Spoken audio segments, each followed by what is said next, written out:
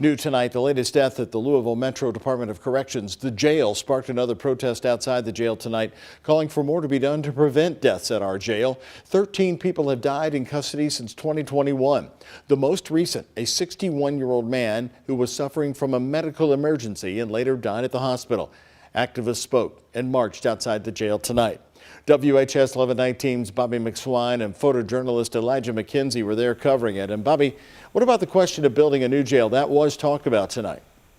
Well, this topic has gotten a lot of traction over the past few months. An investigation into LMDC reports that the new jail will need a new location. The current building was made to be an office, but was instead used for the jail.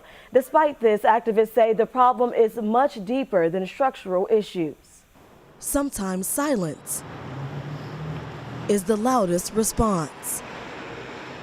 Activists marching around Louisville Metro Department of Corrections Tuesday evening, carrying signs with the names of the 13 people who've died in LMDC since 2021. At the rally, protesters identified the latest death at the jail as 61-year-old Ishmael Worth Puckett. LMDC says he suffered a medical emergency, and despite quick efforts, he later died at Louisville Hospital. Jail Director Jerry Collins says staffing has increased, and they're working with outside organizations to create more resources. We're going to do everything we can to make this as safe as possible. But at the end of the day, just like in any place in the city, you know, tragedies happen sometimes. Protesters say change can't come fast enough, especially April Hearn, whose son is booked in the jail. Even though my son is a young black man and this was an older white man, I could still hear the anxiety in my son's voice. I can still hear the concern. Mama, am I safe?